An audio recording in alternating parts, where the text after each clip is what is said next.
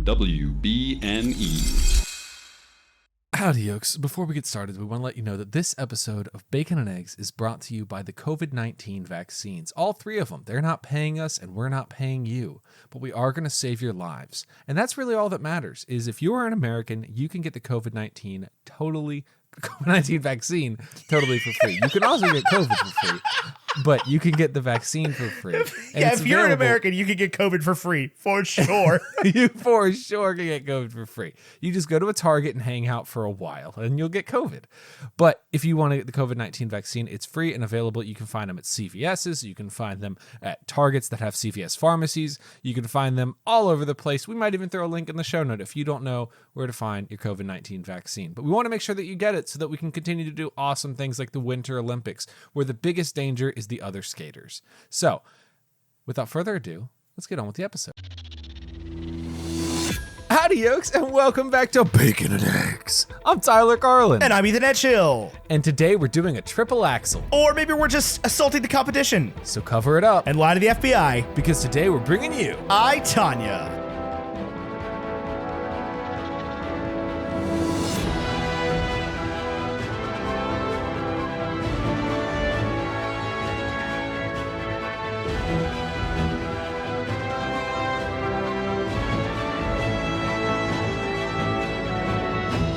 Also known as I, Tonya, since I usually read the punctuation in the movie title. Space Tonya. Before we get into the stats or anything, we are joined this week by an American legend, really. I'm actually super freaking jazzed about this. You know that this movie's been on my list for a long time, but we finally have a guest I feel qualified to talk about this with. Our guest today is a member, a captain, a coach, a high-ranking official in the world of Team USA roller skating. And in her A time, whenever she's not making really cool tricks in the rink, she's also a screenwriter and just a fascinating and an enjoyable person to speak with. We're joined today by Candace Clifford. We are not joined with. Today we join together. Today the three of us join in podcast matrimony. Bi just sounded wrong. It sounded like that's not the right word, is it? But it is. It worked. You got it. We got there eventually. Candace, welcome to Bacon and Eggs. It's roughly breakfast time in California. What did you have for breakfast today? For breakfast today, this is gonna sound so fitness person. I had egg whites with turkey bacon and spinach. Dude, I had that, but it came in a Jimmy Dean, so it probably also had like 500 milligrams of sodium. But we're the same. Also, you're allowed to sound like a fitness person. You are a professional athlete, or I guess strictly not a professional athlete, or I don't know how it works. Yeah, so I just normally say roller figure skater. Yeah. Sums it up pretty well. I have been paid to go to one competition, but for the most part, we've got a pretty small organization, so not as big as ice skating, and they don't pay to send us anywhere. But I am sponsored. I'm a sponsored athlete and a coach, and now an official because I judge events as well. So I got a full plate, but I'm actively involved in the figure skating community. That is so cool. How much overlap? And I don't want to harp. We're going to have to talk about the ice stuff. Oh, it's okay. I don't know if you know. We are talking about Tonya today. It's okay. But how much overlap is there with the roller figure skating world and the ice skating world? A lot, actually. There's a lot of famous ice skaters that actually started on roller skates. Tara Lipinski, Apollo Ono, they all started on wheels. Oh, cool. So there's a lot of overlap. The skates are a little lighter on ice, which allows them to rotate more. Makes it easier to do that triple axel. So I do want to know, can you do it? I cannot do a triple axel. I can't do a double. So what I specialize in when it comes to figure skating, I do dance. So it's kind of like ballroom on skates. I do waltzes, foxtrots, quick steps, free dance, which is like a contemporary, but I do dance. So I can still do most of my doubles. I grew up doing all the disciplines. My sister still does the freestyle though. So she does jumps and spins. She can do a double axel, not at the triple yet, but triple's less common on roller skates. Can anybody do a triple? Yeah, there's a couple really great Spain and Italian skaters that can. They're the top countries right now for the sport. So you see some crazy jumpers out there. That shocks me not at all, honestly. Yeah. So And then in the ice, like, I don't pretend I know nothing about ice skating because I do. He's never heard Can of Tara he- Lipinski or Apollo Yes, I have. Antonono. I've absolutely heard both of those names, but I don't know anything about like the technical side of it. Like I know in gymnastics, right? Yeah. That like Simone Biles goes out there and does these stunts that like literally nobody in the history of the sport could ever do. Can people do now? Like, is it common now to be able to do what Tonya Harding was doing in 1994? Like in both? In- Because on honestly, on ice, yeah, you see a lot of people breaking records. In ice specifically, Russia's got some insane skaters. They just had a championships, and I don't know how young this girl was, but she did a quad flip, which is a really, I mean, that's 4 revolutions, and for her age, it was insane. So you're starting to actually see a lot of barriers getting broken down in ice when it comes to revolutions. People are breaking into the quad realm, and they're doing 4 revolutions in the air. So And they're coming up with spins that are like the spins that you see Tonya doing. They're technically like basic now. There's so many more dynamic spins and flexibility requirements that it's there's a lot of things that have changed since Tonya skated. that's wild to me. I mean, like, It's I get just- it, right? Like Michael Phelps could kill Mark Spitz. LeBron James would beat Michael Jordan. It's a progression of sport, but it's still just wild to me. Oh yeah. I mean, even in roller specifically, in the last 5 years, we've completely changed the way we judge and the way that the requirements for skaters. And just in 5 years, the quality of skating and like what people are executing is way better across the board Really? than what it was. Yeah. You see a lot of people just turning out better quality of skating and people attempting things that 5 years ago we wouldn't even have thought of. I look at my videos from 5 years ago and I'm like, Jesus, I'm not even close to the same skater. Right. Because they've evolved and they've tried to encourage us and force us to do new things. So it comes down to not just like the technology and techniques getting better. It's like, it's also the governing body and all the rules changing make the sport better over time. Right. Just like with literally any other thing. That's so fascinating. Well, before we get into your story and the you know, the whole thing that we're talking about here, Tyler, when did this movie come out and who made it and how much money did it make and what did critics think about it? I've got you covered on all those. This movie was directed by Craig Gillespie, which is a name I don't recognize. Maybe I should. It came out December 8th, 2017, which is 1,376 days ago. It had an $11 million budget, $53.9 million at the box office. I was part of that. I did see it in theaters. Got a 90% critic rating and an 88% audience rating on Rotten Tomatoes and a 77 on Metacritic. Ethan, do you have a negative professional review for this one? I do.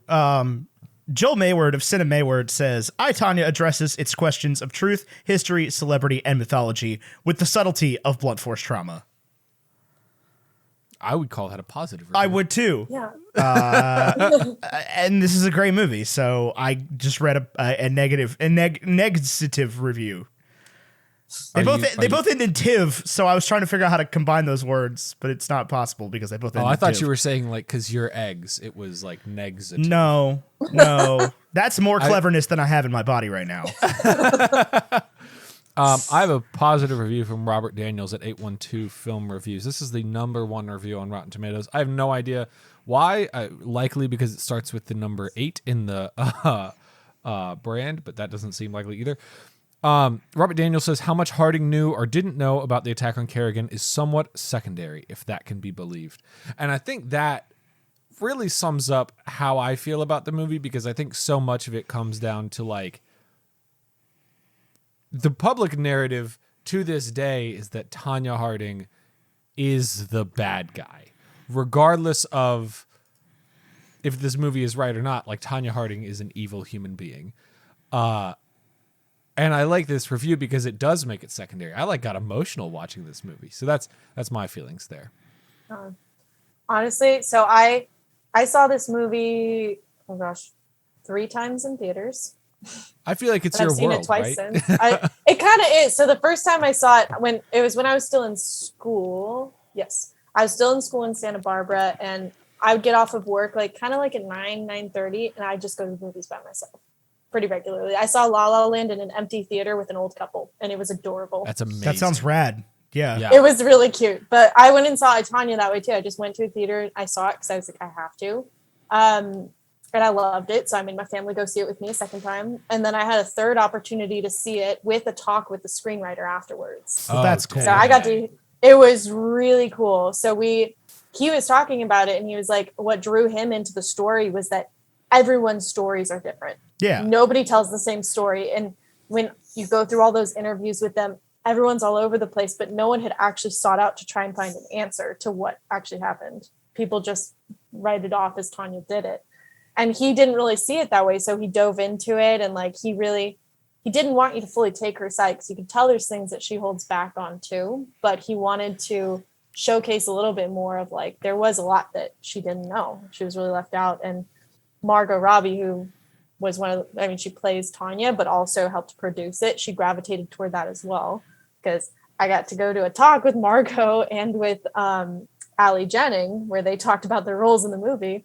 Santa Barbara, if you guys don't know, is like, it's in Central California, right? Like 2.5 hours north of Hollywood. And it has this film festival every year where they bring out everyone. And so there was this little talk I got to go to and I was like, I have to do them. That's extremely cool. Yeah, that is the coolest thing I've ever heard. Honestly, I was just surprised. Like, I just kept getting to do all this Tonya stuff. And I'm like, I'm going to take every opportunity to go to everything I can for this. I mean, it really because being in California, it really like gave you the opportunity to meld both of your passions like perfectly. Like you get to talk about screenwriting, you get to talk about the film world, but you also get to talk about like the biggest story in the history of skating. Yeah. Yeah. Pretty much this whole incident put ice skating back on the map. Like ice skating, it wasn't a dying sport by any means, but it wasn't really popular until this moment. It had its ups and downs, but once this happened, like this was national news. It was world news because this was Olympic level. So everyone knew what was going on. And it just, it changed the way people saw figure skating. All of a sudden people wanted to watch figure skating again. Right. So. And she said there at the end that like the only name people knew more than hers was Bill Clinton, which is like, that's insane. Yeah, that's wild. Like, I don't know how you track that at all, but even like that anybody would have that perception is like. But even growing up, I don't think I knew anything about. Like, I was born in '92, so I was way too young for any of this as it was happening. But I couldn't have told you who Tonya Harding was, or Nancy Kerrigan until I saw the film. I don't think I knew the story. I knew the names. I don't think I could have told you that they were ice skaters, though. Which is, I bet Ethan could, and I know you could, Candace. But my dad was a big Tonya Harding truther. He fully believed that she was completely innocent of the whole thing. So wow. Before I wanted to talk about that. Before we do, 0 out of 100 on this one. Ethan, I want you to go first. This is an easy 90. I'm right with Rotten Tomatoes on this one. I loved this movie. I thought it was great. Was this your first time around with it? It was, yes. Even though I've been telling you to watch it for 4 years? Yep. Cool. All right, we get that raw reaction, so I love that. No, I thought this was fantastic. I think it's a, I wouldn't say it's like my favorite movie I've ever seen. It's definitely not my favorite sports movie I've ever seen, but like it's fantastic. It's the best figure skating movie ever, easily. Let's not discount Ice Princess, okay? Like, that was Blades of Glory. Blades of Glory. Oh, Blades of that's Glory. a whole different thing, right? Like that's a like obviously the Talladega Nights: The Legend of Ricky Bobby is the greatest NASCAR movie ever made. Yeah. But like it's also not at the same time, right? Like it's also not Cars. Like you've got variety out there of everything. But this is I get what you mean. This is Ford versus Ferrari to yes. Yes. Yeah. This is Ford versus Ferrari to Blades of Glory. But it's also not like the cutting edge, It's not those type of figure skating movies. Yeah, we don't talk about them. I mean, they're awful. They're just they give the sport a horrible name, and it's like God. I think my sister started one of those shows, but just from the trailer alone, I'm like, I'm not putting that garbage on my timeline. I'm not. Nope. Yeah. Mm-mm. But like No, I got standards. We don't stoop that low. My brothers did a Star Wars commercial, and I wasn't going to show anybody. It was garbage. uh, No, it was fine. They did it was like a VR thing.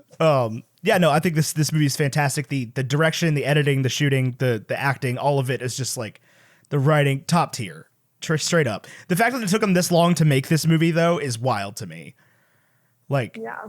that this wasn't, a movie in the mid 2000s, and I'm glad it wasn't. But No, I don't think anybody could have done what Margot Robbie No. did with this, or No. what Allison Janney did with this. no, Bless her. Oh my God. She's Amazing. amazing. The in role this. of a lifetime, right? So she was, she's one of my favorite parts of the movie. And the screenwriter was talking about it, and he's very good friends with Allie Jennings. They've been close for a long time, and he helped her get some of her earlier roles, like in what's The Way Back and some of those. yeah, And he had been begging people to take her on as a lead for such a long time, but she just kept getting put in the back as the drunk, funny one, or like the crazy aunt or whatever. They just kept putting her in the background. And he finally was like, fine, I'm going to write a role for Allie Jennings. So this role wasn't like, this was specifically written for her to star in it, which I think is just great because then she won an Oscar. yeah, which she totally deserves. A lifetime Oh. achievement for Best Supporting Actress, honestly, because, like, good Lord. I mean, it's not Allie Jennings anymore. She was fully into that Yeah. character, which, by the way, I mean, you kind of see it I think in the end when they're listing off like where they are now, it kind of lists that they don't really know where the mom is. Yeah, It took them, they actually, before they did the interviews with the mom, they thought she was dead. Nobody knew where Really? this woman was. They genuinely thought she was dead, and then she kind of just appeared, and they're like, okay, I guess we'll interview you. But Hello? she's like, she's just this wild person. And they still don't know where she is now. So, That's nuts. yep. It's so very weird. Everything about the whole story and situation, every person in it is so unique and weird. And, that's not like just the best friend alone. well, real quick, Oh, real quick, Sean. Out of 100, sorry. Candace. out of 100. Me? I'd probably say 87. 87. It's- That's yeah. lower than I expected. Yeah, I think I've got I love this movie. There's so much I love about it, but there's certain things that I always look for, and things like that really. Am I going to rewatch this? Probably. I've already watched it a ton of times, but there's other movies that like are my go-tos when I rewatch, and I don't know if I'd put this one that high. Hey, fair. Tyler, what's up? This has been on my like regular rewatch list. I've probably seen it 4 or 5 times now since I saw it in theaters. It is. I couldn't list a top 5 sports movies like it's not something I have framed in front of me like these are the end all be all, but I would say this is in my top 5 sports movies. 95. There you go. He thinks about this movie all the time. Like I love it. comes up so frequent. And honestly, that's why I haven't watched it, because I knew he was eventually going to get me to watch it for the show. So I wanted that like first time. But he thinks about this movie so much.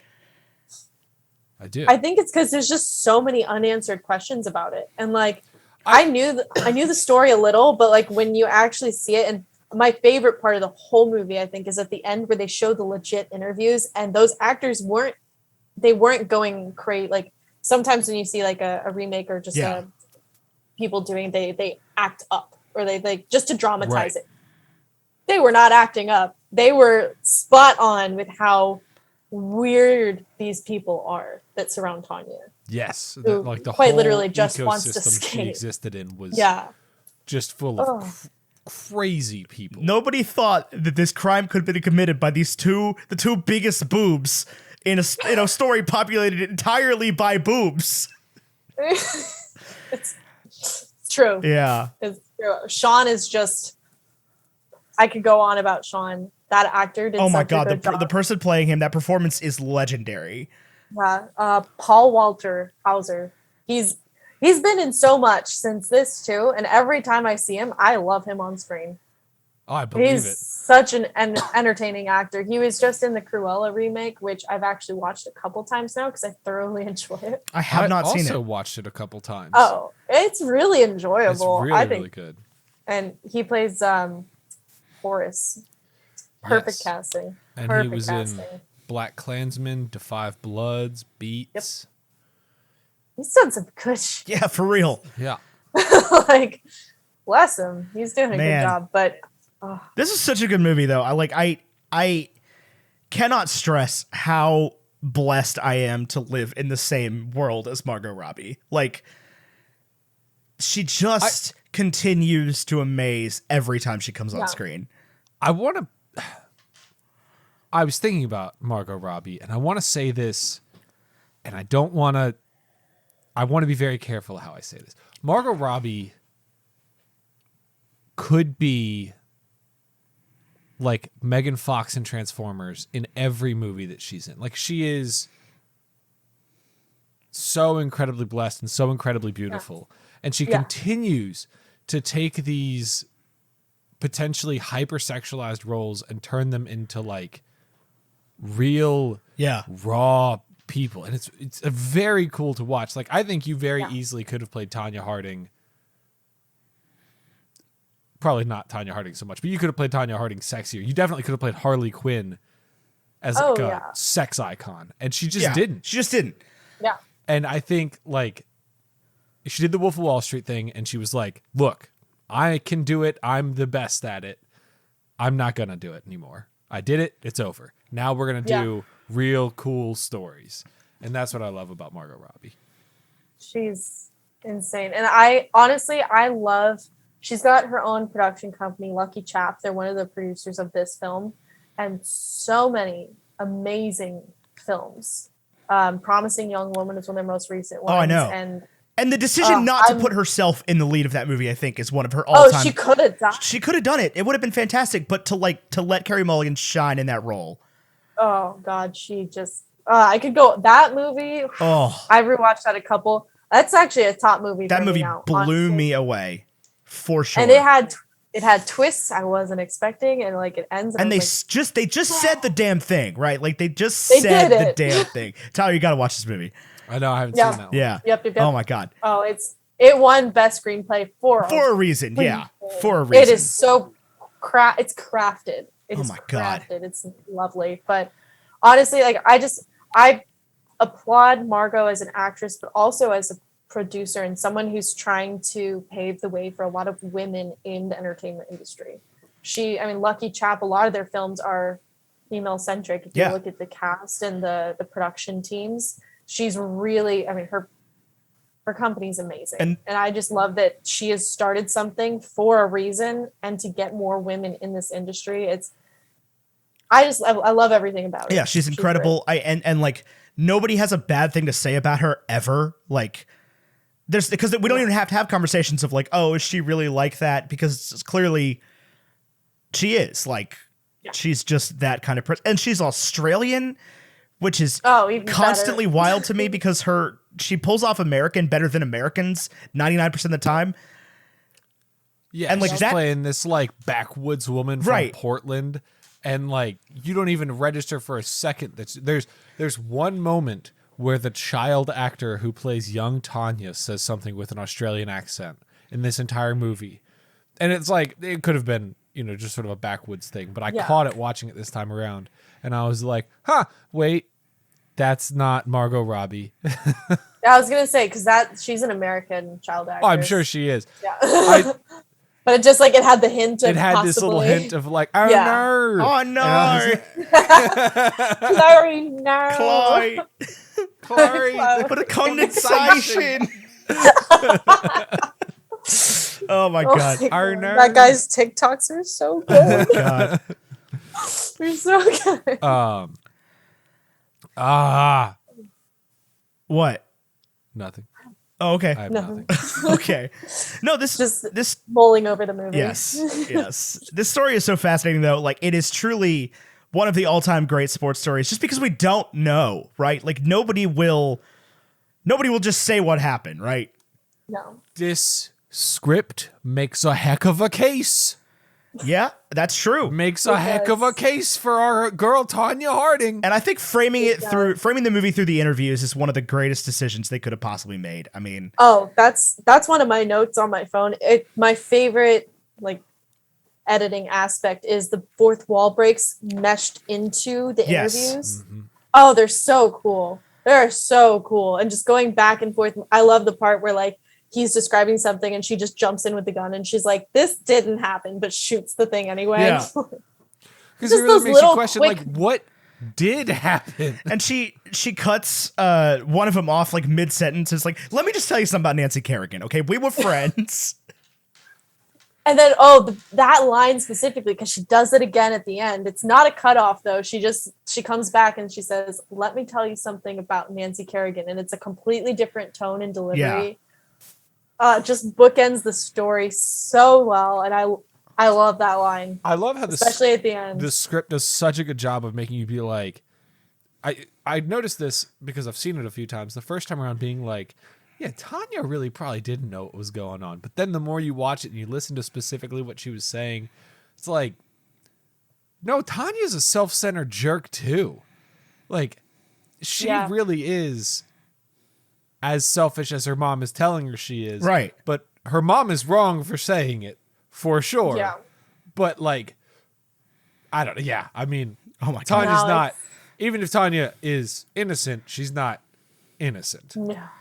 Yeah, stepping back, I mean, like, as a skater, if you see somebody go up to the judges after like that, like, I know someone who's done that. Let me tell, like, he waited till after the event was done, but like storming up and yelling at the judges like that, that's not okay. Do you have a fur I coat? I don't have a fur coat. Figure skating's a summer, or roller figure skating. We're a summer sport, so no fur coats. Do you have like a it's fur definitely fanny pack? Or? Oh, I got plenty of fanny packs. So let's talk about skating for a minute. Let's talk about the world of skating, because this sport is the notorious like drama sport. You know, and partially because of this event for sure. This and gymnastics, I think.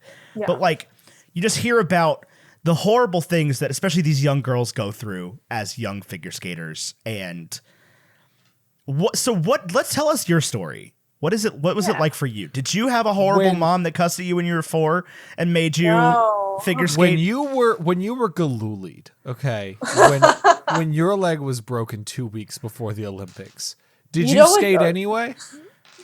You know what's funny is that nobody says galooly. That's some BS. Everyone says, "Oh, like don't get Tonya Harding." Yeah, like it's no one mentions galooly. That's stupid. Everyone, you just say Tonya. There's Harding. so many He songs. was self-centered too, right? So he wanted it Yeah. to be him. It would have made him happy if it was him. As B.O.B. once said in a song like 10 years ago, "Gonna hit her with that pipe, call that Nancy Kerrigan." Yep. Poetry. Beautiful. But no, that sounds like a sex thing. It definitely is. That's what "hit her with that pipe" means. Gross. No, he was talking about assault, obviously. Yeah. Right. No, I was fortunate enough. I had both my parents were figure skaters, roller figure skaters. They met at a competition. The story's actually fantastic. My mom was judging. My dad walked in and was kind of just staring at her, and the gay judge next to my mom goes, "Oh my God, I think he's staring at me." He was not. He was looking at my mom. And afterwards, the rink owner who, he just introduced them, was like, "You better take her out on a date," whatever. That led down the line. They skated together for a while. And then eventually had my sister and I, they let us try all sports. They didn't just plop us into skating and say, "This is what you're doing." I tried just about anything you can imagine. I gravitated towards skating. It's just kind of where everything led. And we had family and friends. And because my parents had been in it, we knew everyone. And it was something that just happened. But I grew up with great coaches. I got really lucky. My sister and I, the rink we trained at had 2 coaches, or a handful of coaches from Brazil. Okay. That they were just here for about 10 years, and they taught my sister and I for a long time, and were fantastic. And we grew up surrounded by culture and friends. It was a really good environment, honestly. And we I never had any issues like that. It's more the stress of other competitors and what you see at competition and what you see winning. Like for me, that's what kind of led up to like my personal issues in the sport. When I was 13, I was hospitalized with an eating disorder, which wasn't great. I was in the hospital for about 2.5 weeks, and that's a whole other genre of movies that need to be done better. Yes. Anything about eating disorders. Yes. But there's a couple decent ones, but one that is for free on YouTube right now. I'll look up the name later, but it's a great movie. But it honestly, like, it was a rough experience, and it had nothing to do with my coaches telling me I needed to lose weight or anything like that. At the end of the day, it just came about from a handful of things, mainly stressors and me wanting to be better and seeing a lot of girls in the events be skinnier. I was always a bit more muscularly built.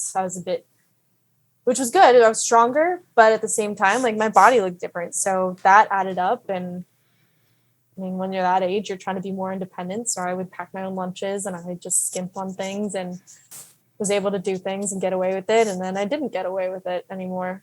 So it happens, but I see it with a lot of coaches that are very old fashioned. Some keep scales in the rink. Some play mind games and compare you to the other people that you're practicing with. And I mean, I have athletes right now that I'm coaching that have gone through a lot of trauma. They left their previous coaches for me, and it's just, they're in situations where I have to like let them know, like, you're okay. You don't have to like be afraid of weight gain. You don't have to be afraid of not training hard enough or not doing better. At the end of the day, what matters is that you're happy with your performance. I don't care if you get the gold. I don't care if you go to worlds. Like, of course I care, but I want you to be happy with your performance and you to be growing as a skater and be happy with that. So there's a lot of backwards thinking in the sport where, of course, you want to have the best athletes. You want to have the best system. You want to train strong people. But if you're breaking down their mental health, if you're just putting everything at risk for the sake of having a really strong athlete who's only going to last 3 years because you burn him out real fast.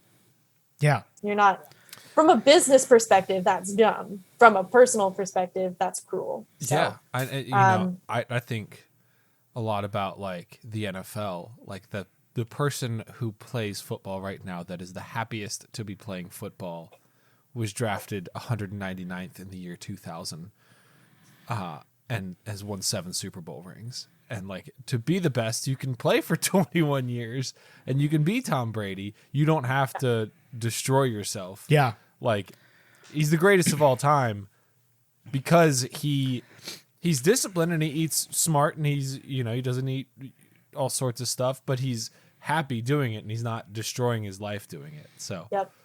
It's a huge difference in athletes when you really just, I mean, it's about taking care of yourself and liking what you do. If you're not enjoying it, if you're not doing it for the love of the sport, or for the love of self-growth, like you're doing it for the wrong reasons. Right. You might as well sell car insurance. Exactly. If you're going to do a thing you hate. Like, dang, yeah, that's a good way to put it. Might as well just work in customer service. That's a dig at myself. I work in customer service. Yeah, everybody, let's all be nice to ourselves real quick. Okay? Hey, I stopped selling car insurance because I was miserable. Was promoted out of customer service, so yeah. I'm just say it louder for the gymnastics federations in the back, though. Right.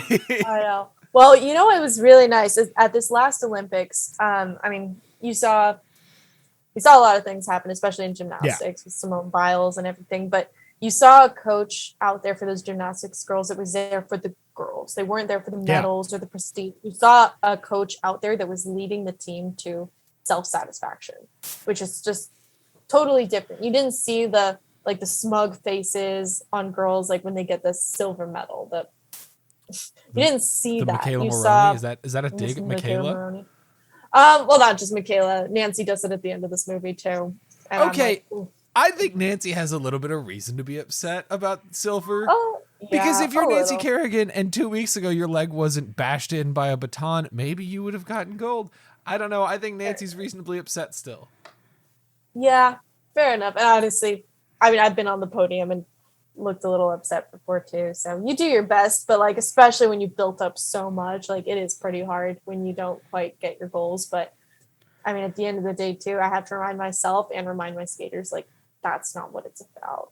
It's about the learning experience and growing as a person. And I mean, I take myself as an example a lot with my skaters because I mean, what I do specifically in skating, is the dance. I've done other disciplines too, and those are the ones I've made it to worlds in, but dance is my passion. So a couple years ago, I quit the other disciplines so I could focus on dance. And this was, I mean, I've competed in this for 9 years and still not made the team, and my passion and what I'm passionate about. And other people are like, well, you could just go back to the other events that you made the world team in. And I was like, yeah, but I don't like those. I don't love those. I don't enjoy competing those. Also, you did it. Also, I did it. Right, yeah. Did I do it great at Worlds? Not quite, but you know, I did my best. You know what, Candace? Yeah. I went to States for swimming when I was a junior in high school on a technicality. But you know what? That was 11 years ago, and I still talk about it. I never won a damn thing, and I'm a stay-at-home podcaster, and I'm perfectly happy. Actually, Ethan, you won a pewter cup in marching in symphonic. I sure did. It's right here, so I can remind you of it every time. That's so good. Yes, yes. There was just to recap the story. There's a pewter cup that Ethan won. Okay, a lot of people. In fact, every senior in the band got one, except for me. And I was one of 3 students going to college for music. I'm going to get that pewter cup tattooed on the inside of my arm, like the Olympic rings. Please do. Can you get the little date by it too? Like just figure out what date you got it. No, it's written on the... On it? It's like Perfect. June 8th, 2011. Yeah, it's only legit if you put the date. Yeah. Yeah, that's what I've learned. I have friends that have gotten like the dates of when they won medals tattooed. I'm like, so it's only legit if you have the date. Do you have any date tattoos? No. I've not won anything significant enough for me to be like, I have to have this on my body at all times. I must remember this. Literally, if I won a 5K, I would make a full sleeve out of it at this point. Like, you could win a 5K. You want to win a 5K? Sure.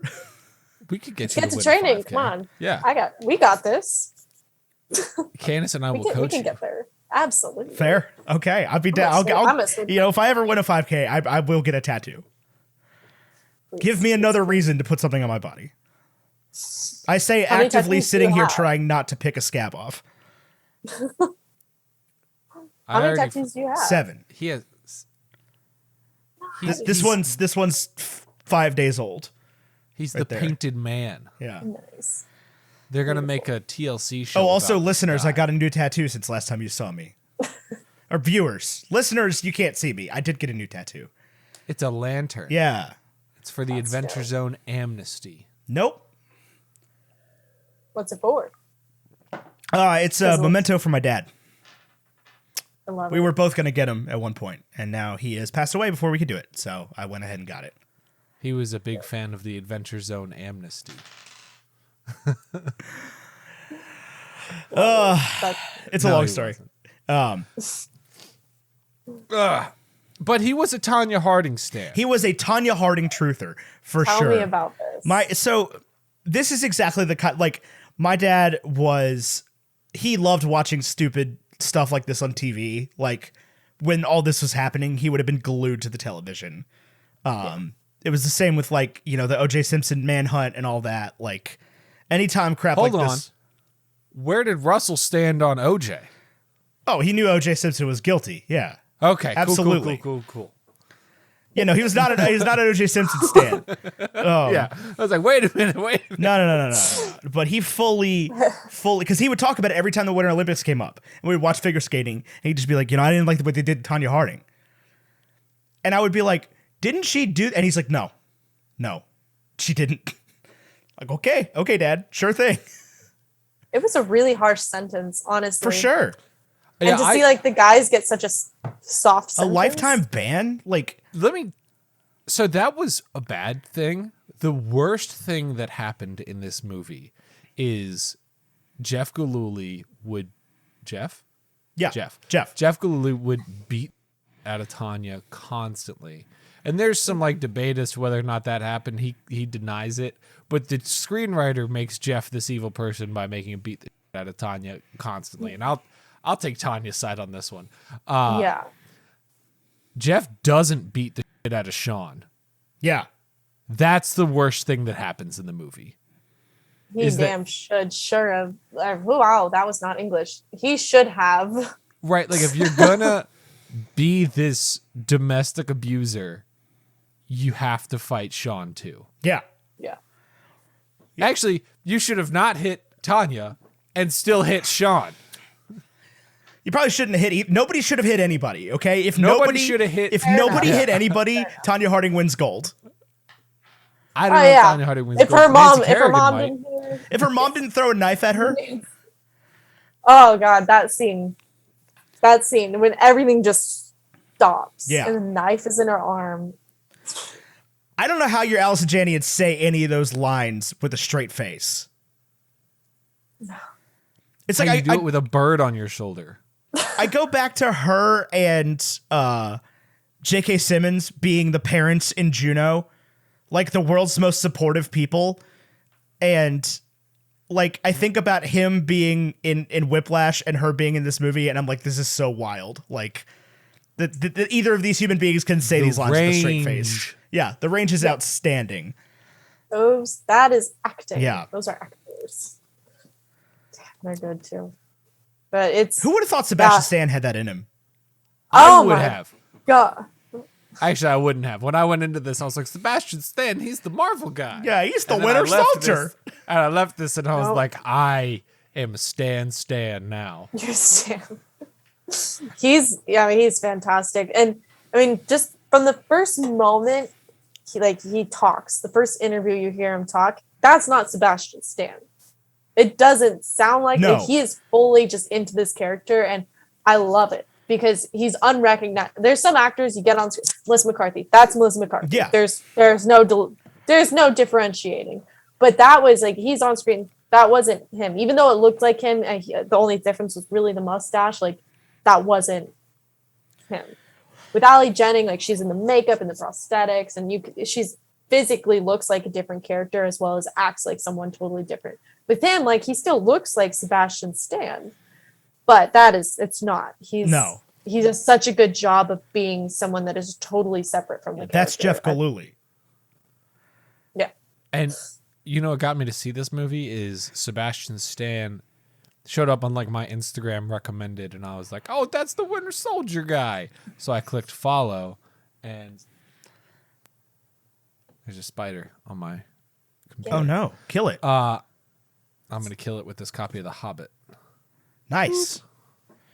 Dead. And like that day he posted an Instagram story where they were shooting the scene where he walks into the training center and he goes, hey, Tonya. You. Oh my God, good. I laughed out loud at that scene. And that was like my only context for this whole story was like at some point Sebastian Stan will walk into an ice skating rink and yell at Margot Robbie. Yeah. And that's all I needed to know. And that's why I saw this movie in She won't take his calls, so he just drives up there, walks in, yells that, and walks back out. The whole montage of that drive just makes you hate Sean more and more Yeah. as it goes on. I'm like, God, why I've got is he these still here? operatives.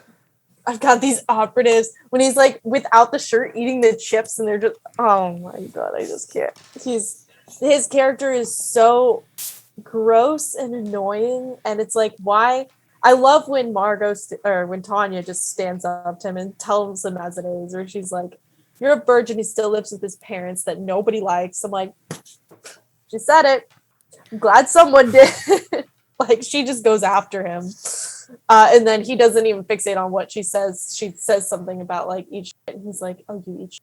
And she's like, that's what you focus on? That's what you got out of that? That's what you got out of my lecture. Okay. It's fish to fry, not to fry. Yeah. Yeah. To fry is a meal that's best served never. It's a great line. Oh man, this movie, the writing in this movie think- is so snappy and great. Like it and the delivery and the editing, like the scenes where Jeff and Tonya have their interviews on screen at the same time. And like he'll be saying something from a completely different room, and she's like rolling her eyes at him. It's so good. It's so good. Like because when they say there's one where they go everything changed. Oh yeah, they say it at the same axle. time. Yeah. Triple axle. Yeah. Yeah. The editing is just phenomenal in this. I mean, one thing I remembered before I even rewatched the movie, one thing that I did fully remember was that tracking shot after she leaves and it goes to the house. And you see Sebastian Stan in different rooms, like kind of dealing with her leaving. That tracking shot out of the house and then down the street is just fantastic. Freaking awesome. It's a really cool shot. I remembered it, and as soon as it was coming, I was like, oh, that shot's coming. The tracking shot's coming. I love it. I need it. I love it. Here we go. But it's there's just so many great editing things they use. And even the editing for the figure skating itself, because sometimes you can edit figure skating and it looks like absolute garbage. They did a really good job of getting in close and moving out at kind of the right times, enough to cut away to like when it wasn't Margot and when it was the stunt double. And I would have thought that it was always a stunt double. No, there's a couple things, like Margot did actually learn skating. She took lessons and she actually put on weight and muscle for the role so that she could physically like resemble her more. Right. Margot's like this, and Tonya is muscle. So I think she said she put on about like 30 pounds of muscle and weight just so that she could do the character justice. That's some real Christian Bale shit right there. It is. I'm like, especially because it wasn't just like, oh, I just ate a lot. It was like, no, she put on muscle and she learned enough about figure skating that she could do some of the stuff. Of course, not the tricks, but she could move around and properly at least do the beginning of the routines. Like I can tell as like someone who likes film and also a figure skater where they cut and they change it, but there's some stuff, even my sister who was watching earlier with me today was like, oh, she actually learned how to do that. I was like, yeah, you can see that. I was like, that's cool. There was only one time, and it was during one of like the big stunts where I was like, oh, the CGI is not great here, where they've got Margot's face on the double's body, but it only happens once. It's towards the end, but other than that, yeah. I mean, I noticed a couple times with the kids, with the younger ones, the CGI was a little funky at the beginning, and there's only, as a skater, no one else in the world would know this, but there's only one moment where I was like, that stunt double's definitely wearing the wrong boots. The boots she's wearing are super modern, and I'm like, not that it fully matters, but those boots didn't exist. This $11 million movie produced for and by women. How dare they? How dare they? How could you be wearing these skates that came out a couple years ago? It's wild because everything else is like super period appropriate. Like they did a very good job of that. Tonya Harding sold the world on these like purple and black windbreakers. Yeah. While being They're world's the biggest enemy. Yeah. Yeah.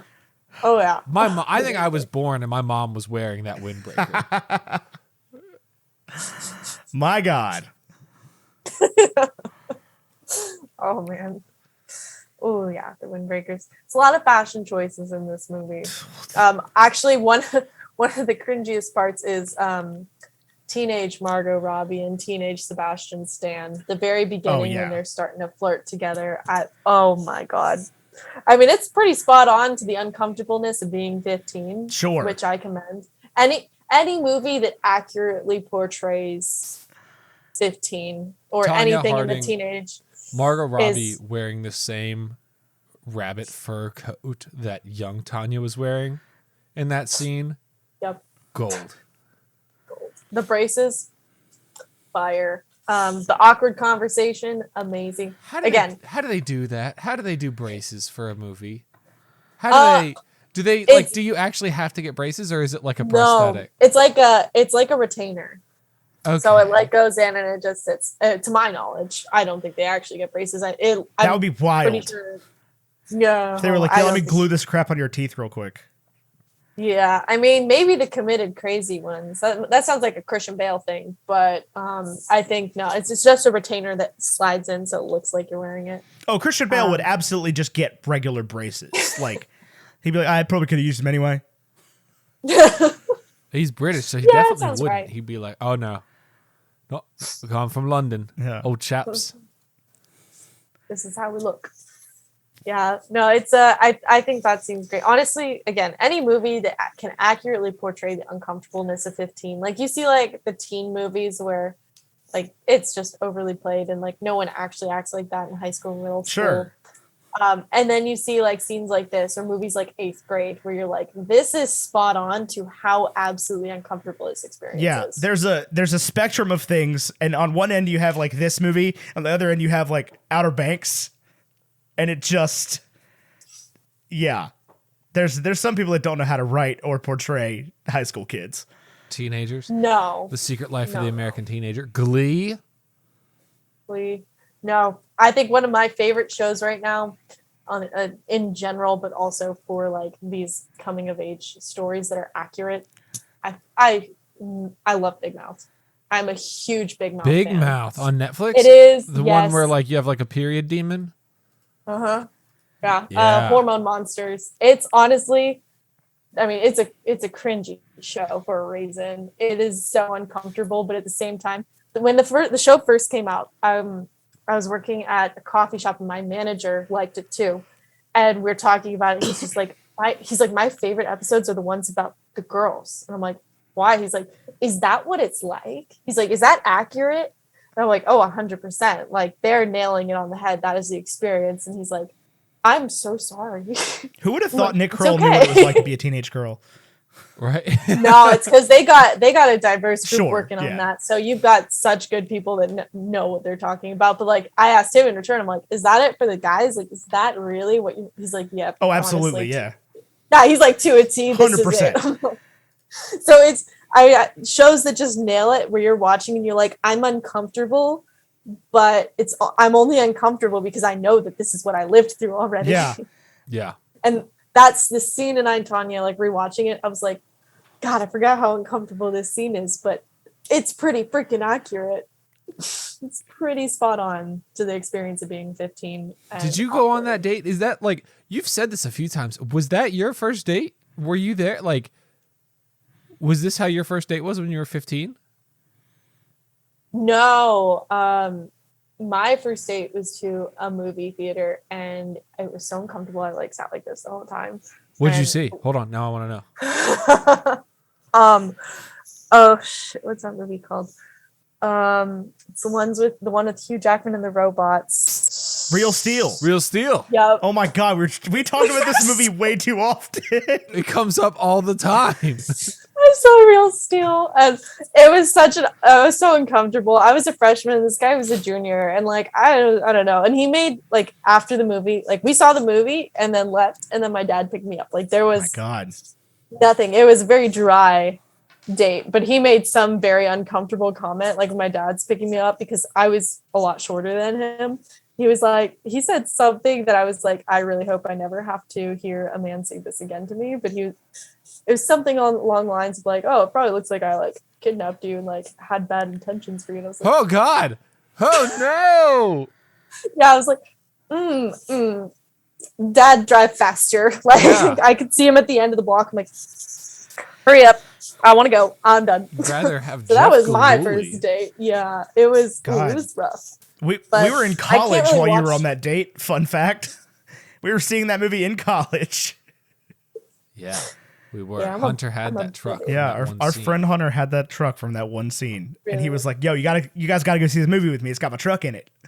And it was like we thought it was going to be like this like heavily featured like Hugh Jackman's truck. Like no, there's a scene where they're at like a diner and there's a shot of the parking lot and a truck that looks kind of like his is in the parking lot. And that's it. That's the whole. Hunter, I know you listen to this show. I thank you for sharing that moment with us. Yeah, I would not trade that moment for the world. Ethan, what was your first movie date? Happy Feet, right? Was it with me? Yeah. Oh, I'm pretty sure it was not Happy my Feet. first. It was not my Wait, first. You were with. good movie. I What? haven't So wait, seen if that wasn't your No, first, I said what was that your was it. first? I think I said that was my first. It was you and Emma and me and Sarah. Yes. Yeah. What a weird time. Sarah's married to our best friend. It was either that was the first one, or it was How the the Christmas movie that turntables. we saw. With Matthew Broderick. Oh, what was that? Oh my God, what was that movie called? Hang on. With Matthew Broderick. It's about. Is this the one where they're like? They have the like Competing Christmas with light the- wars. Yeah. Yeah, competing with the neighbors with the Christmas lights. Oh, you're gonna say it's got Deck the Danny Halls. DeVito. Yeah. I love Matthew that Broderick movie. and That's Danny a good- DeVito. Yeah. Deck the Halls. Underrated my Christmas gosh. movie. Underrated Christmas movie. I love that movie. I haven't seen That's it since funny. that day. That was Oh, you the should last rewatch. time. I probably should. You should- It can't be worse than you the should. Santa Claus. Oh yeah, maybe that'll be part Your of this opinions year's on the Santa Christmas. Claus are hysterical to me, but also eye-opening. And I was like, dang, I just treat this as a Christmas classic because I watched it so much growing up. There but, are so many good Christmas classics. Why must you treat that one as well? Yeah. I don't know. I I like watched that when you can your watch. thoughts on. I still think it's wild that I saw Elf in theaters, because that is like the single movie out of that generation of movies has been chosen to be the classic. Yeah, I like the Santa love- Claus. Like I, if you like it, I'm perfectly okay with that opinion. I mean, rewatching one, there's a couple things that they do right. Like the title is a pun. Yeah, That's always that's good. always good. You Yeah. win me with that. You win me with a good pun. And I loved him out. I love the sets and the way it looks at Santa's workshop. I love the elves. Everything about that like aspect, the magical aspect of it, I like. Did The you have a closet crush on sound. the like? Absolutely, Bernard. The Jew- Bernard. the I goth couldn't name Jewish his elf, Yeah. Absolutely, I did. the guy from Numbers. Yeah, no, absolutely, I did. Like, I'll tell you what, as Really? a child when that movie came out, it ruined my ability to spell Santa Claus for at least a decade. Because I was never sure Probably whether or not might. it was supposed to have the E. Is it? probably mine. No, it doesn't. Santa Claus is That's the pun. A clause is the legal. CLAUS. Yeah, Klaus. Santa Claus, yes. yeah. Yeah. That is a movie that Klaus. needs to go down in history. Makes me cry. That's a film. My Yeah. first movie date, since nobody asked, was to see The Sisterhood of the Traveling Pants. There you go, guys. I hope you enjoyed. Wow. No, my we answer. saved the best for last. Yeah. Yes, Yeah, it's that's like that's what it was. Mamma Mia with Raven Simone. Okay, it Is was. Raven Simone in that? Yes, she I is. actually haven't seen it, which I feel like is a girl crime, but it's when I was You would have been an that age- infant when that movie came out, Yeah. basically. How Well, old are no, you? I mean, I'm 24. You would have been in like second grade. Yeah, I was like, I know people that saw it, like girls that loved it. I think second grade. Hold on, let me think back to second grade, Candace. So I had phases, guys. When I was little, I was obsessed with Pokemon. Like Yeah, same. obsessed. I dressed as Ash Ketchum for Halloween and made my sister be Pikachu. Nice. It's a prized possession. I keep the picture on my phone because it's too good not to. Oh, that's I have- amazing. I have like Pokemon like Velcro sandals and a Pikachu watch, like fully decked out. I was hardcore. I collected cards, everything. And then I had a tonal switch at one point and I was completely obsessed. My favorite color was hot pink with sparkles. I collected Barbies, Littlest Pet Shops, anything hot pink. Like God, I haven't thought about a Littlest Pet Shop. That's I- an unlocked memory I- right there. Good God. so many. I had so many. So just Pokemon, but pink. Yeah, pretty Yeah, much. Pokemon for girls. Yeah. I loved it. And then like I went back to kind of being sort of a tomboy. So despite doing a very like feminine, sparkly sport, I am probably like the biggest tomboy style person. Like I'm not super girly in the slightest. But I know the jocks at my school were all big Pokemon fans too, so I get you. Yeah. I'm Right. still a Pokemon fan. I didn't know that was supposed to stop. I'm No, going on it didn't. 25 years now. I re-downloaded Pokemon Go like about a year ago during COVID, and I was like, this is a good choice for me. I can't do Pokemon Go, man. I can't do Enjoy it. it. Once I got a dog I and don't was live- getting my steps in, I don't live in Santa Barbara. I live in a neighborhood that was just built. And there's no Pokestops here. I don't think my street's on the Pokemon Go map. Okay. So I can't just like every day be like, oh yeah, let me get all my all my stuff. No, I go to my office where there's also no Pokestops. The freaking when I first downloaded Pokemon Go, the sushi restaurant next to my office was a gym. Jealous. That's dangerous. Yeah. 'Cause then you're gonna eat there all the time. Well, And you could probably dominate just that do it gym. from, Yeah, I could just do it from my desk. Like, Oh, that's even better. That's beautiful. yeah. So, but I was never that into it, honestly. I don't know why. It didn't catch my attention. Yeah. I started it when it came out, and like it's the summer of 2016 when everyone was going outside and playing Pokemon Go. I don't know. There was like harmony in that summer. Well, there was magic in that summer for sure. Yeah, there was yeah, magic. Drake And put then out Summer honestly, 16. oh yeah. When I Summer 16 When came I out in read- March, by the way. I do just want to say that. Well, yeah, it was preparing us for yeah, Summer 16. of course, I had to put you into the mindset of summer so that you'd listen to it all summer and you'd make more money. Out front, Um, 4 season looking like a damn football team.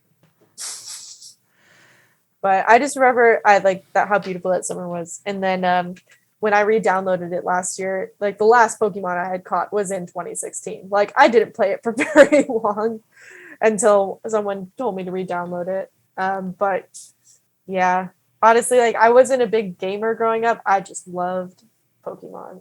I lived for Pokemon. Were you like into the anime or like?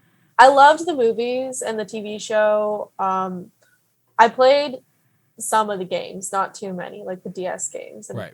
I didn't play on Game Boy, but I had my DS. But I don't know. Like now as an adult, I think the closest I'll get to playing the games again is Pokemon Go. I don't think I'll get. I don't have I'm coming into possession of a Switch soon, but mainly because I just want to play Mario. You're Kart. adopting a Switch. I highly I am. recommend My friend owning a wants it. Switch. Yeah. No, my friend somehow has an extra one. I was like, "Do you want it?" I'm like, sure. Do I pay you?" She's like, "No, you got it." I was like, Mario Kart good- 8 is a great game. I miss Mario Kart back in the day with my Wii and my steering wheel. I dominated. I wouldn't say I dominated that game. I often would be looking at the wrong screen and be like, "I'm winning," and then my guy's in the corner going off the edge over and over and over again. Because It's an easy mistake to make, especially It if you're is. intoxicated. Yeah, I that wasn't my. I was like, I don't think that was my issue. Yeah, when she was 8. We played this past weekend, and I still won every race despite being very intoxicated. But then we played Mario Party, and I was like, when you drink while playing Mario Kart, you get more intoxicated, okay? Because the races take like 2.5 minutes, but you finish a drink in each race. Don't drink, kids. Okay? Don't drink Candace, by the way. Oh, there she is with the White Claw. But anyway, by the time we got to Mario Party, I don't know for sure that I picked Monty Mole. Is how You picked Monty I think Mole. I did. Yeah. Did I? He's a Okay. Monty Mole stan. I'm a Monty Mole guy through. If you ever play Mario Party, the newest one, there's a character in it named Monty Mole. I have no idea what he's even from, but I'm a Monty Mole guy through and through.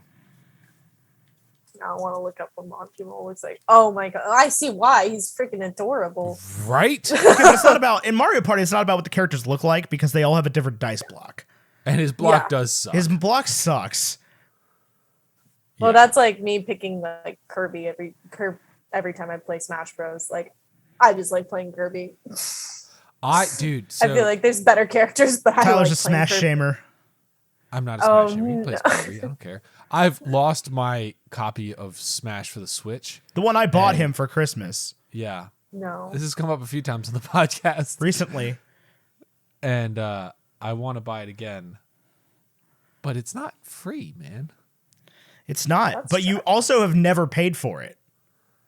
That's true. I have never paid for. I keep thinking it's gonna like turn up while I'm like going through a box or something, and then I'll be like, "Oh, Smash Brothers, Super right Smash on. Brothers. Like, finally, I've been looking Finally, for been you. looking for you everywhere, big boy.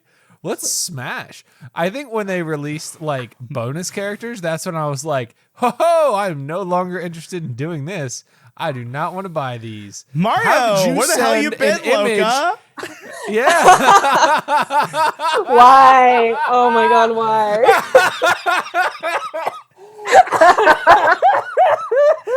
That might have been the funniest thing I've ever said on this podcast. Oh, wow, what a drawing.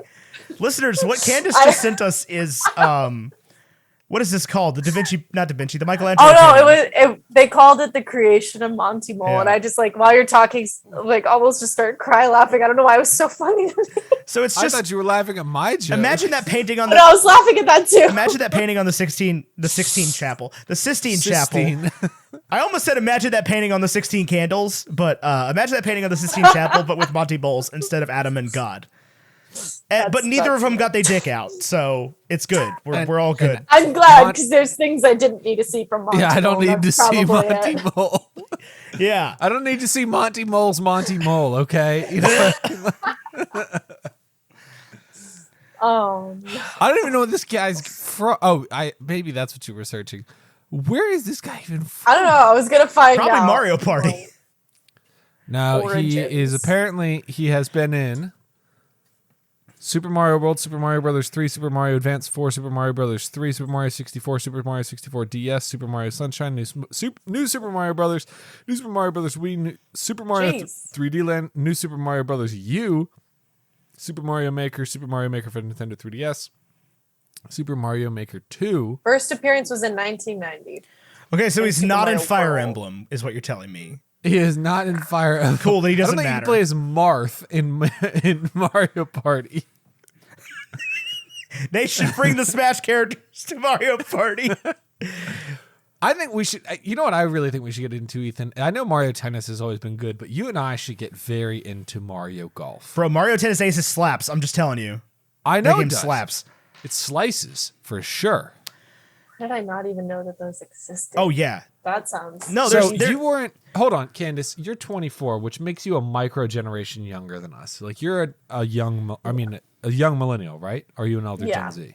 I'm a young millennial. Also, I mean, some people would argue against that, but I also act about 2 years older You're than a my cusper. age. Yeah, I'm a Cusper. cusper. that my least favorite word like- in the made up English language. So I can relate to some of the Gen Zers, but at the same time, I cringe at just about everything they say. You just had like a. What voice was that?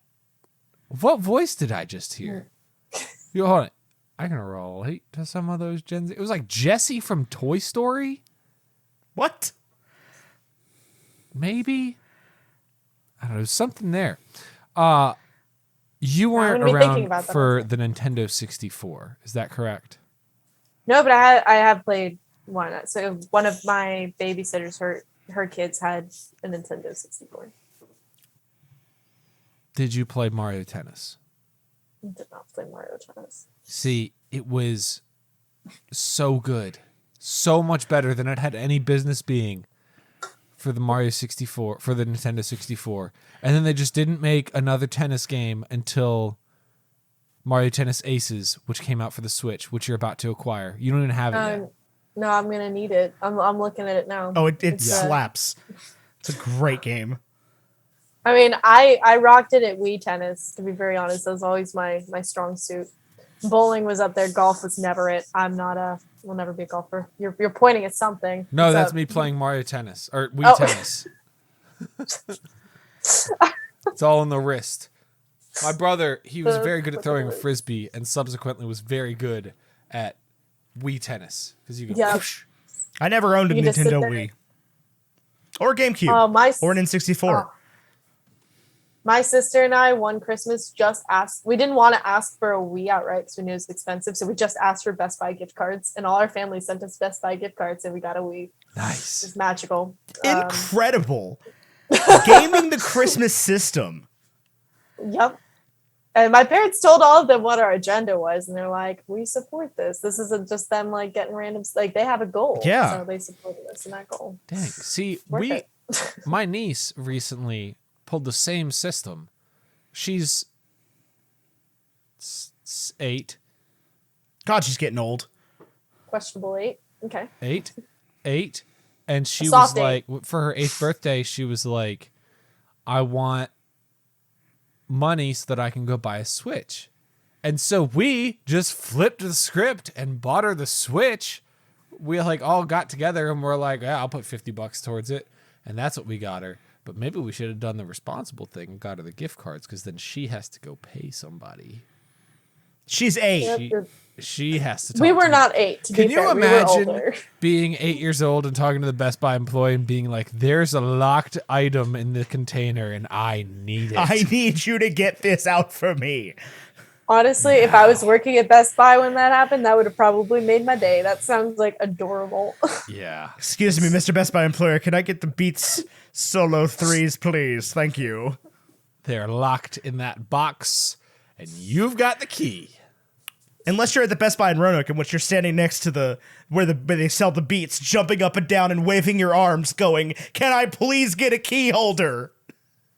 Did you know, this is a fun fact, Ethan, not the girl I saw Sisterhood of the Traveling Pants with, Okay. but the girl I saw The Curious Case of Benjamin Button, her brother still works at that Best Buy. Kevin Moody? Yes. I had to do some math there, some gymnastics. Wild. You're you I had think to it do is. I a was triple recently axle at- to get to Yeah, that. I was recently at Target. Let me and tell I you saw what my him ass can't do wearing is a Best Buy triple axle uniform. or a single axle. Or I was surprisingly good at the rollerblading, which is, I think, rollerblading. when they're all in line, right? Yeah. And you do the twosies.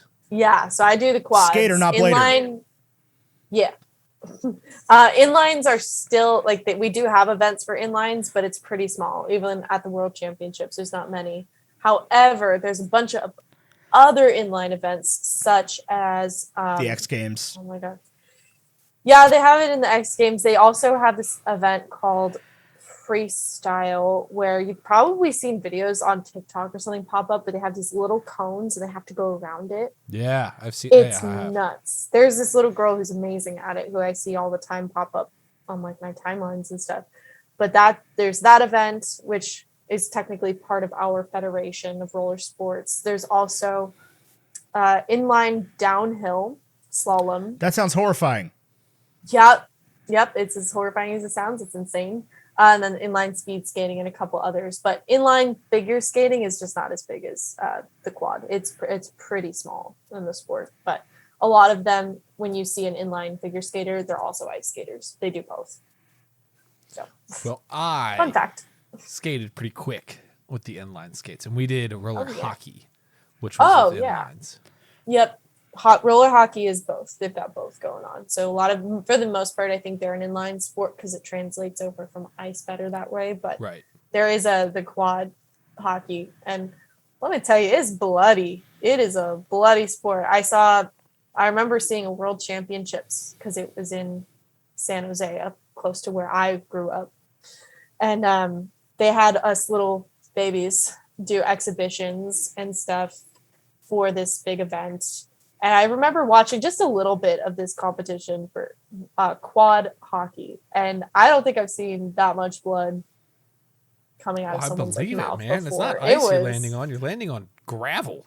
Oh yeah, and it was like the pucks hitting the face. Like it was just bloody. And I just remember sitting there. I think at the time, let's see, math, I was probably 8 going on 9. I was just sitting there like, why are we watching this? This seems Can violent. we go home? Can we go home?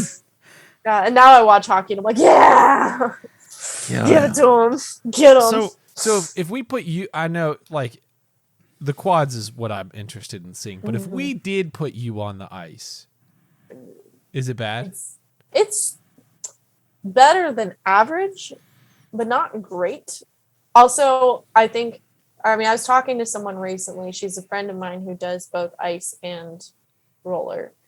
And she was like, honestly, it makes a difference the boots you're in because you're used to the strongest, best boots. If you go put on a pair of ice rentals, you're not gonna be able to do anything. Right. She's like, she told me, she's like, I guarantee if you put on like the boots that would be best for you for ice, you'd do a lot better than you think. I'm like, I don't know. I still don't like it. The weight distribution's off completely. I can't do very much in rentals. And my sister, on the other hand, it was back in January, we actually did ice skate a little bit. She was doing spins. She was doing all this crazy stuff. And there's a video of her actually doing like a really legit spin. And I was like, cool, I'm just gonna not do that. I'm gonna I that's like not dance. physically. I like staying up here. That's just you do that. I'm not that flexible. So But it was the only thing that I ever see like, is disco still a big part of it? Yeah, I mean, so there's a couple of different names for it. Rex skating is a name for it. I don't think it's really called disco too much anymore, but especially so when COVID happened, everyone was trying to find something to do outside. And a lot of people actually turned to skates. Like skate companies completely sold out of their stock of skates over COVID. People were desperate to get roller skates, and because production wasn't up, because all the production companies had just stopped making skates, they had to make new skates so that they could send them out immediately because they were all back ordered. So skating just became this huge thing, and it was because people saw girls on TikTok like at the beach or like at a tennis court, whatever, just skating outside, getting outdoor activity and being not like in a roller rink surrounded by people. And people realized, oh, I could do this in my neighborhood. I could put on skates and like literally just go down the street. That's It's not that easy. Yeah, honestly, a lot of people did it, and it became a huge, huge deal.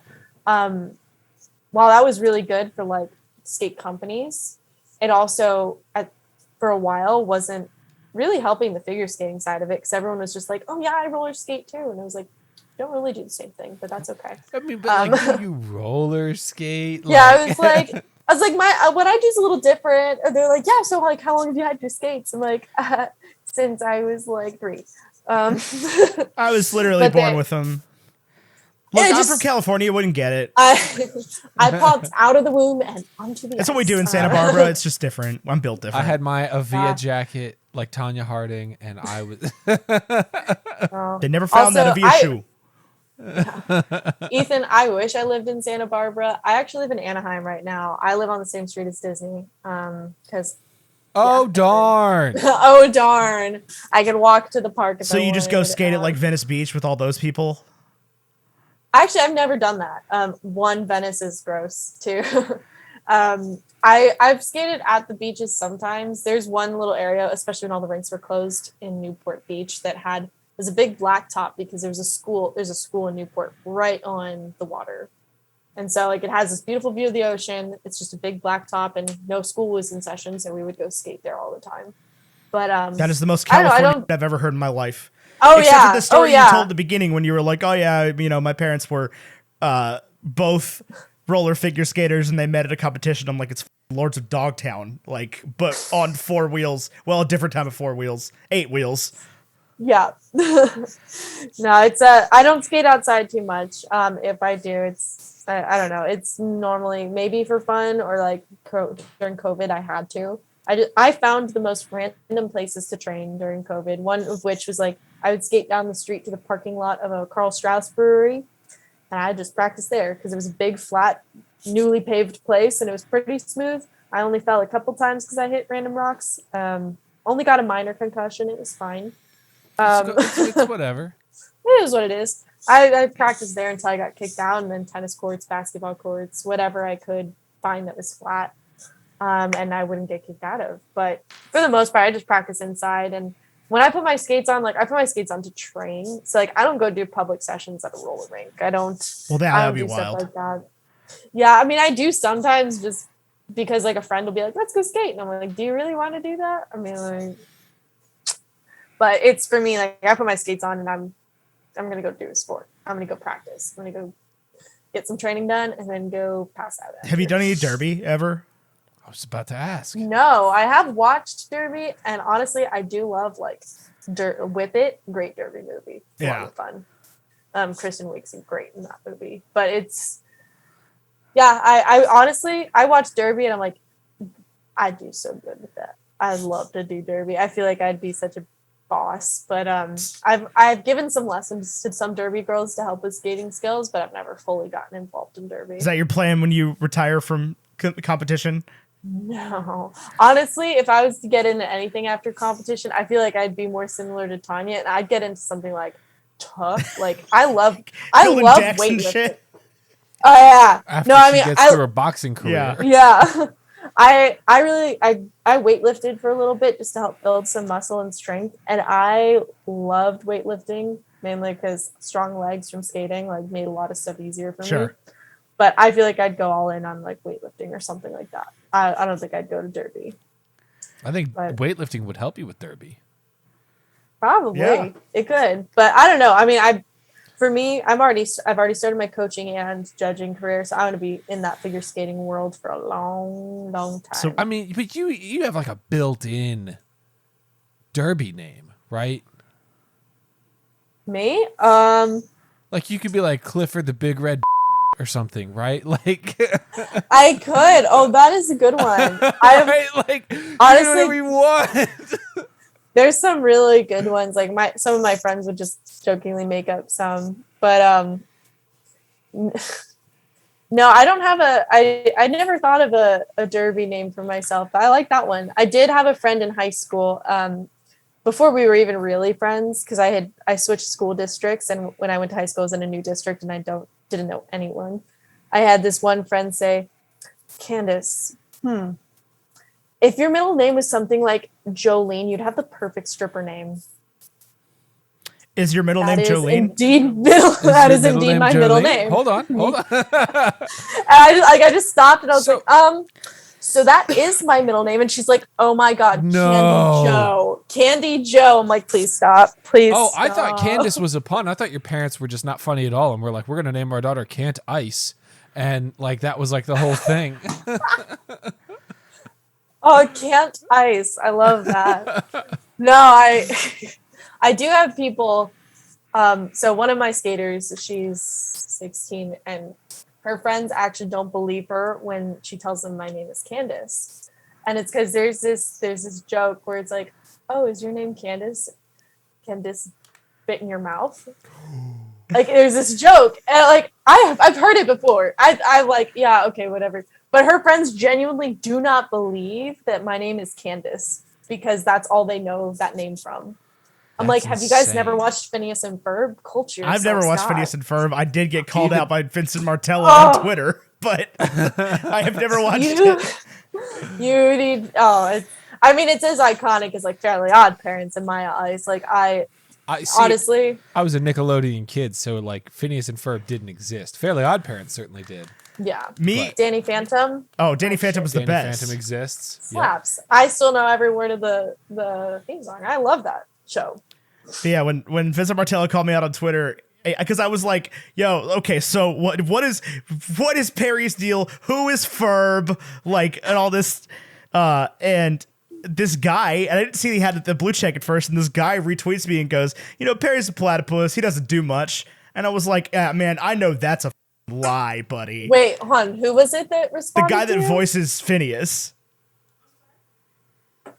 Oh, the guy that my voices God. Phineas, and he's like, That's he's a platypus. He amazing. doesn't do much, and I was like, I know that's. So I sent it in a group chat, and I was like, "Who does this clown think he is?" And Mary Clay, the other girl in the chat, was like, "Yeah, no, that's the guy that does the voice acting for Phineas." I told you Did that. you? I don't know. And that's like Yeah. a line in the show too. Yeah, well, I didn't and know. I'd that's the never whole seen it. joke. That's the whole joke because Perry's a secret agent. Yeah. There's this whole secret organization of Platypus. Perry the platypus. Yeah. that. So the guy that does Doofenshmirtz's voice, he's got a TikTok. Oh, and yeah. I love. Oh, I Dan Pope. love. Oh, yeah. I love him because he talks about the show, but it's also He was like the he 8th replies person I to- followed on TikTok. I love him. I love him so much. But honestly, there's a lot of like current Disney shows that are really, really good. Like I haven't fully watched Gravity Falls yet. I hear it's amazing, and that Is I that need on to. Disney? Yeah, I had no idea. That was I did not know that this was Disney. that was Disney XD. That Okay. was. That was I've only Disney heard being- good things about that show. Yeah, I've watched some of it, and it's really good. I watched Bluey mean- a lot.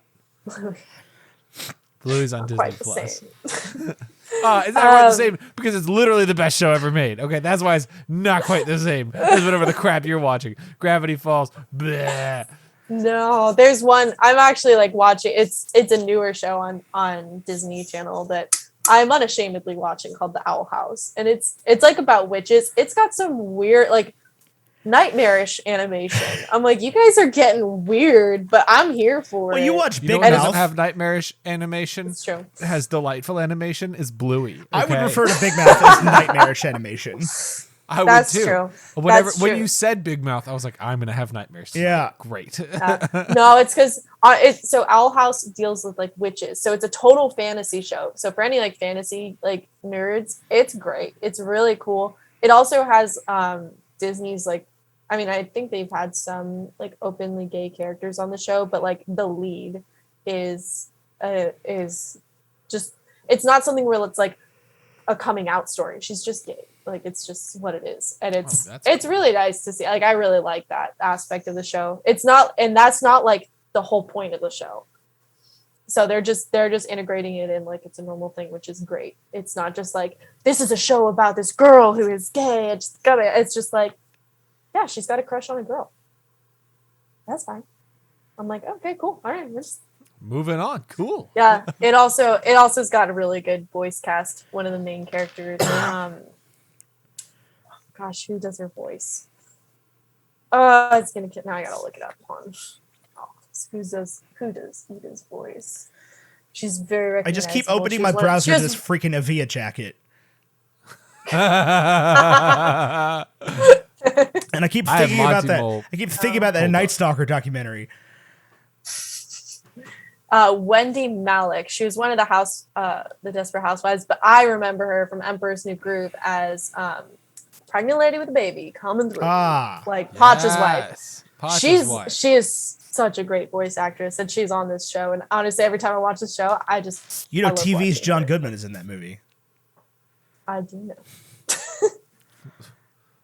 Is John Goodman described as being from television? Yes. Wildly, as he's been in so many films. Amazing movies. Oh man, no, I love John Goodman. Animation. I could go off about animation all day. I'm such a big animation nerd. But so you obviously can't ice and you do your whole thing, but like that's a joke you're amazing. Can't ice. I'm gonna use that forever. I love it. Good. That could be your derby name. Just send me a list. I know you can come up with some good ones. Yeah, for sure. Clifford the Big Red Bitch is good. That is really good. I don't know if you could top it, but if you think of something. Oh man, you want to talk about nightmarish animation? You should come back on to talk about the Clifford movie. No. I took one look at that. Because that thing looks horrifying. Jesus. They tried so hard to make it not, but alternately made it look horrifying. Yeah. Like, oh, bless their hearts. It didn't need to be adapted. No. We could have just left it. It's like when they're talking about a Lilo and Stitch adaptation. I'm like, please. I mean, I do not want to see a live action Stitch at all. I don't. I love Stitch as he is. Don't touch that. Just leave it. Detective Pikachu was great. Lilo and Stitch, but Stitch is voiced by Ryan Reynolds. I'm so excited. Okay. I actually do have to agree. I liked Detective Pikachu. Oh, yeah. I love Detective Pikachu. Yeah, I was surprised. I will rewatch that movie if I want to, like, if I want something to make me feel good. I might rewatch that. And I did rewatch it recently, but no, I don't think Stitch can be adapted properly. And like, I don't know. I hope they just keep it on the back burner. You could give Ben Schwartz a second shot at it and let him voice Stitch. Like I don't think it's the voice that bugs me. I just don't think he'll translate. I'm thinking about redemption for Sonic. Sonic was apparently pretty good, from what I understand. I didn't hate Sonic. I haven't seen it. I was only into Jim Carrey. I just needed to see Jim Carrey doing Jim Carrey things, and he delivered exactly what I needed. John Goodman could have done that role. TV's John Goodman. Could you imagine just the deep voice of Sonic the Hedgehog? No, that not would for turn Sonic, for Eggman. Oh my god. Okay, that makes more sense. I was like, damn, I don't think you could have done. Yeah, like let's get James Earl Jones to voice Sonic.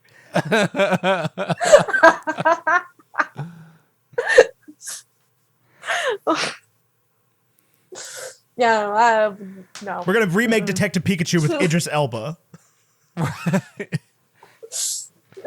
I'd watch the shit out of that. What are you talking about? Yeah, I would watch that. Yeah, it sounded worse before I said it. Mewtwo was originally had a deep voice in the first movie. Oh, I would watch the shit out of a Mewtwo movie with Idris Elba playing Mewtwo. Oh yeah. Wait, hold on. We got to get Yeah. someone on this. Mewtwo's already hot, right? But just like not even CGI, just put him in the hip costume. That's not where I was just going. To. I mean, Mewtwo dummy thick. Let's be real here. He built. What would it take? What would it take for like a?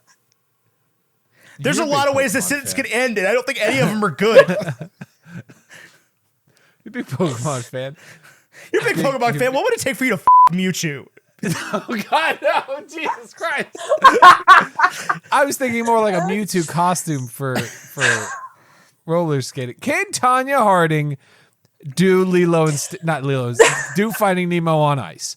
That's what I want to know. This movie, at the end of the movie, she's like, "I'm not allowed to skate again," and like, I think it left her open to do Finding Nemo on ice. She did do some of that.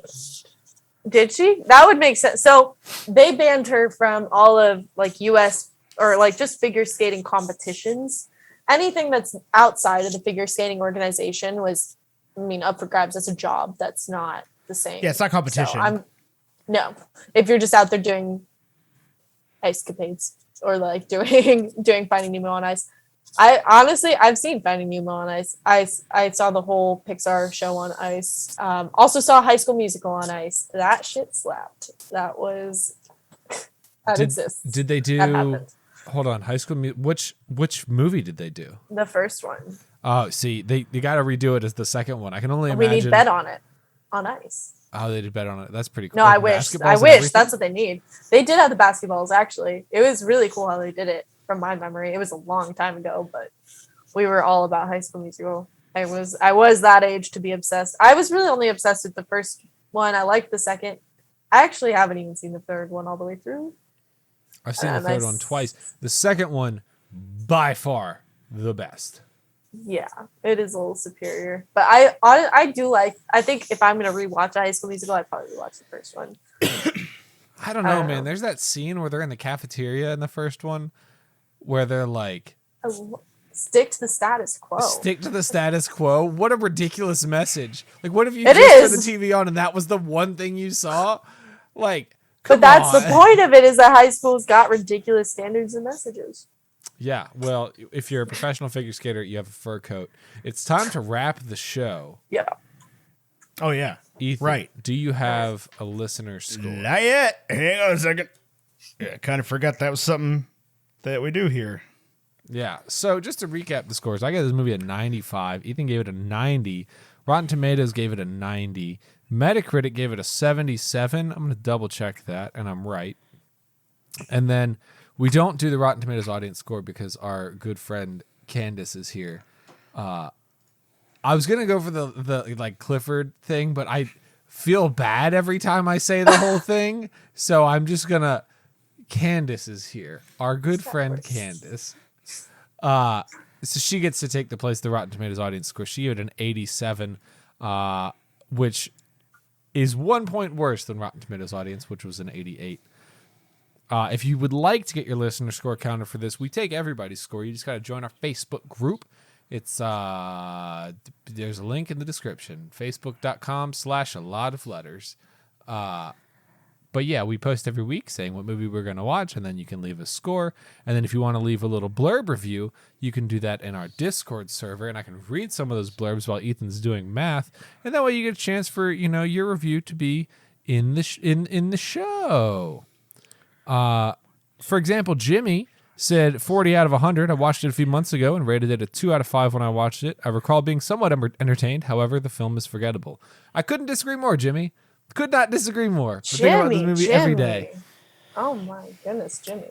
Also, that Facebook link is facebook.com/groups/198092318217783 /multi_permalinks equals 3034413163595 and notif_ID equals 1631641178757790 and notif_T equals group activity. Listener, I hope you got all that because he will not. I will not be repeating that ever. It will not be in the description. A couple of listener reviews. Vinny said, I don't know. I haven't watched it yet, but Margot Robbie can destroy me. Okay. Step on my face, Margot Robbie. Yeah. Put the skates on first. Nope. Don't do that. Do not do that. Do not do. What would it take for you to let Mewtwo step on your face with ice skates on? And then Allie didn't leave us a score, but she said the film was so good I kind of felt bad for Tonya afterwards, and I don't know if I should or not. I think that's the point of the movie. I think Allie was born in like 2000, so way before your time.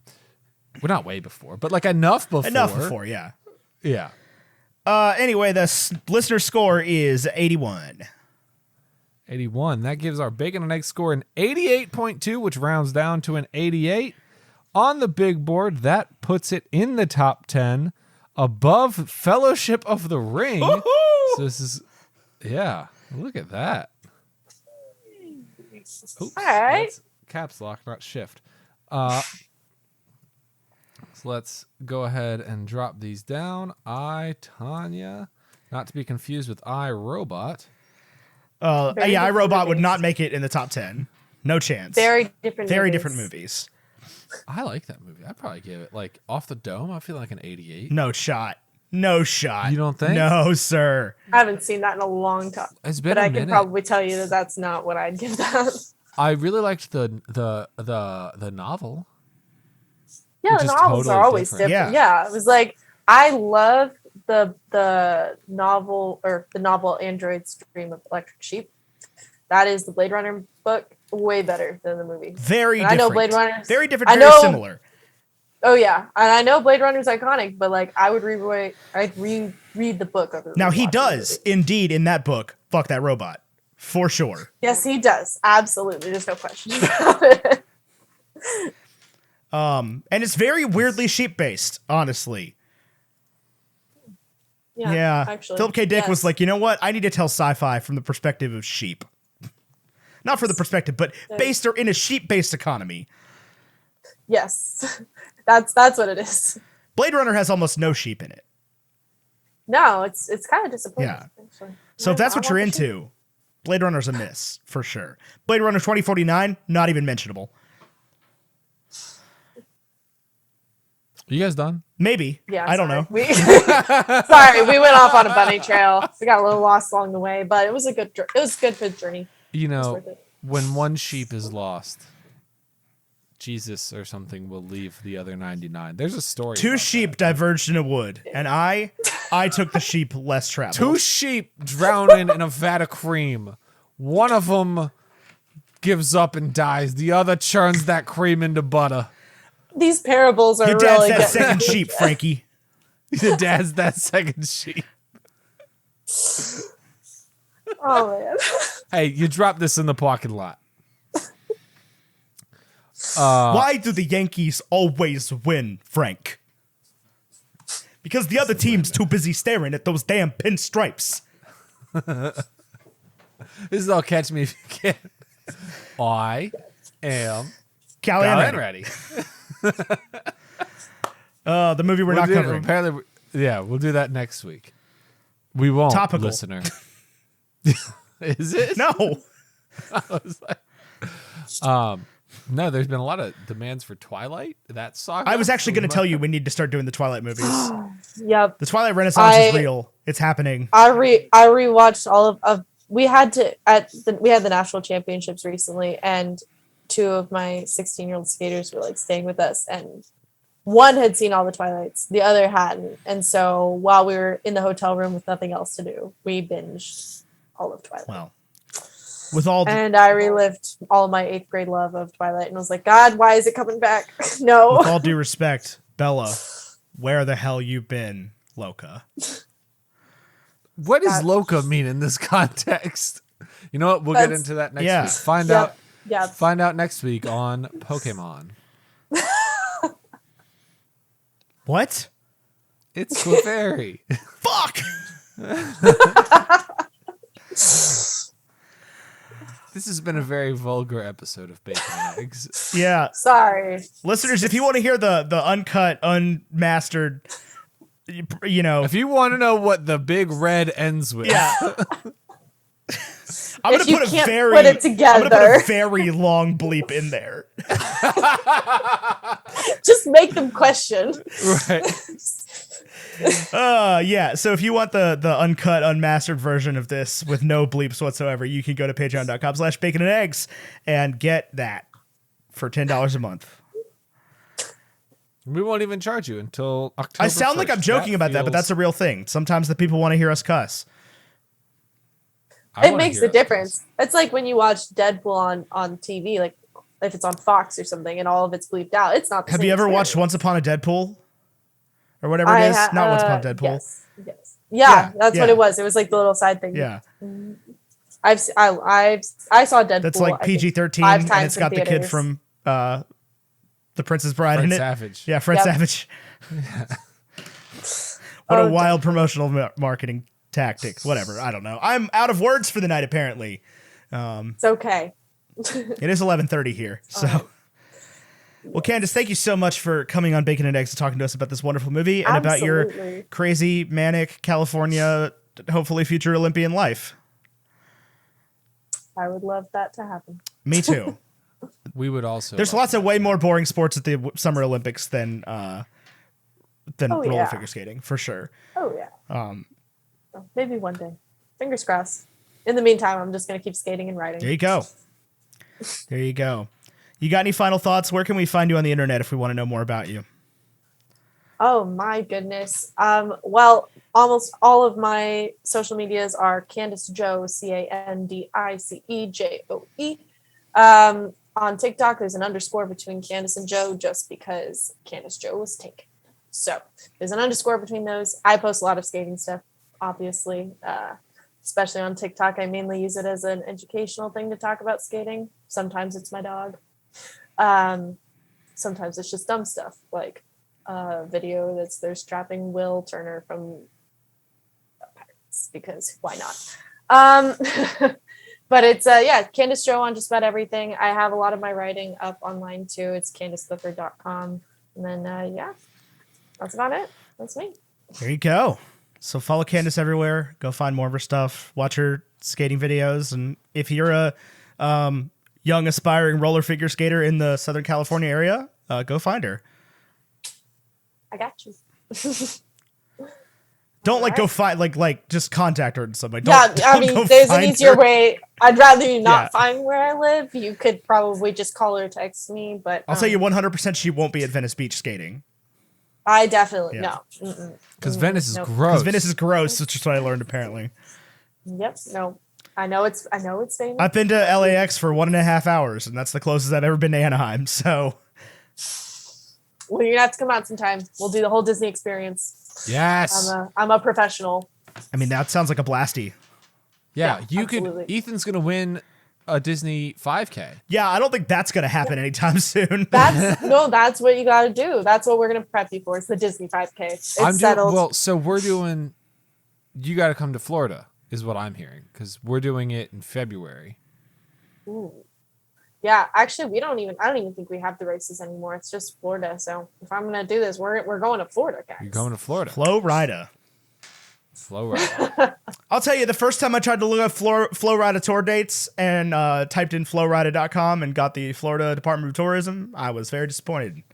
It never occurred to me till that moment that it was just Florida with a dash in the middle. Even one of his albums had the shape of If you Florida. think I know what the album covers of Flow Rida albums look like, you are sorely mistaken. Yeah. It's okay. Well, flow-rida.com is under construction. It's not a real website. Nice. Guess those apple bottom jeans cost more than the domain name.